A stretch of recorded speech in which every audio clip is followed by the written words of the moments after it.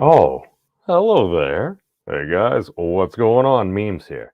So I had been doing some thinking earlier, and all I know is questions can be dangerous. You've been warned.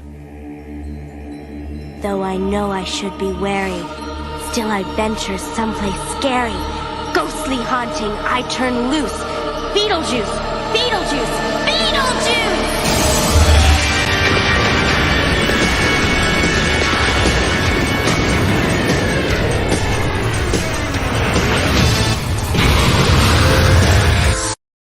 Welcome everyone now, and temporally in the future as well. I'm your current host that is wearing a shirt, The Memes of Destruction, and I got to thinking, you can't spell fandom without fans. And this was spurred by a conversation on Fat Steven Seagal's channel, a very interesting places. We were discussing Babylon 5, and I had purported, and I'm beginning to think this is actually more and more true, that one of the reasons why that show was so successful was the maestro himself. J. Michael Straczynski actually happened to be very interactive on one of the early message boards. That was one of those things before social media, and you needed to say something and make sure you knew exactly how everyone else was going to react. Basically, you just had your handle and you ground it out by you just posted messages. You asked questions. You had to interact with a very particular community in a very particular way. And the show was highly successful.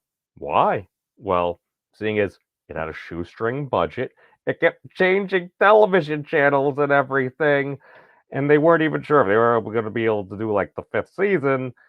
Yeah, they kind of were like, yeah, we need to get all this stuff out here. But you had the fans constantly interacting. And I think that's highly important because if you start to go a bit off script, a wee bit unkiltered, if you would, then guess what? The fans are going to keep you honest because those are the folks that are interacting with you. Now, ain't nothing wrong with criticism. That's the thing. It should be constructive criticism. Now, if you need to start slinging around what we call ad hominem attacks, where you're attacking a person's character rather than their arguments, we used to call them fighting words. And that's me. That's why I'm like, well, people want to do that, legalize dueling. Now, different topic, different. I'm trying to hold off doing the video. I hope things work themselves out. I don't see it happening though. God, I don't want 2022 to be the year that I have to re-legalize dueling via. Ugh. Now, this is the thing.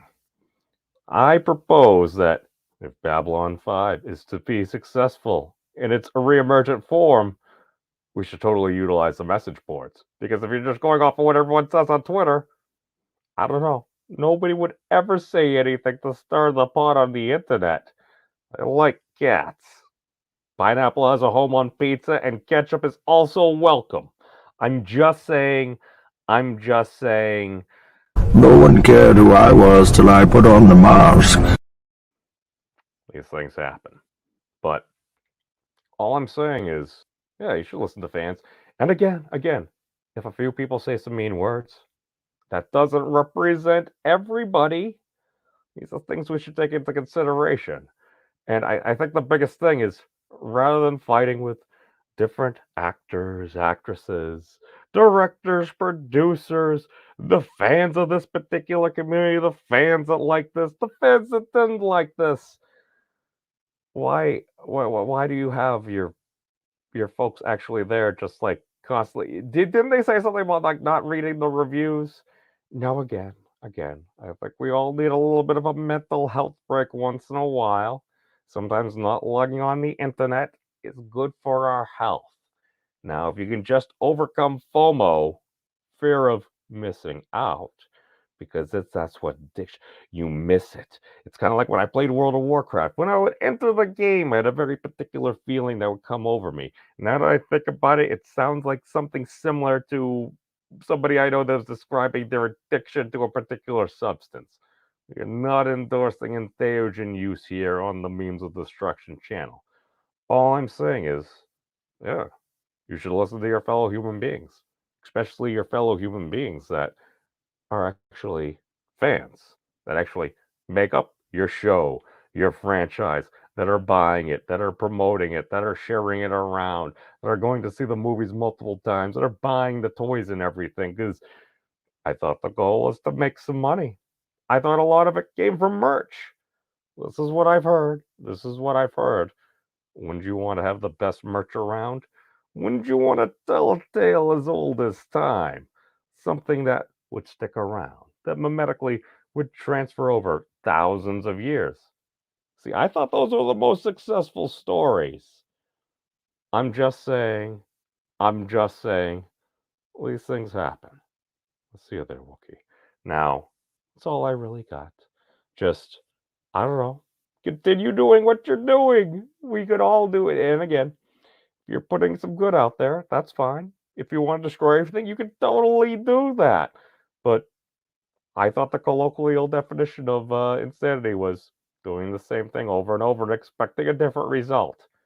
I am not a psychologist nor a librarian. I can neither confirm nor deny that it's totally accurate. But hey, thank you all for watching. Peace out, everybody. Be safe.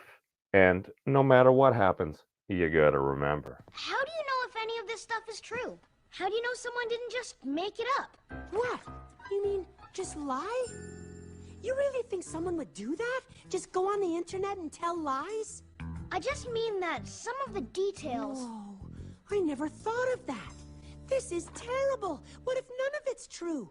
What if they're all lying? How would we ever know? Have you guys checked out the Memes of Destruction's channel? He's an interesting dude. I like him.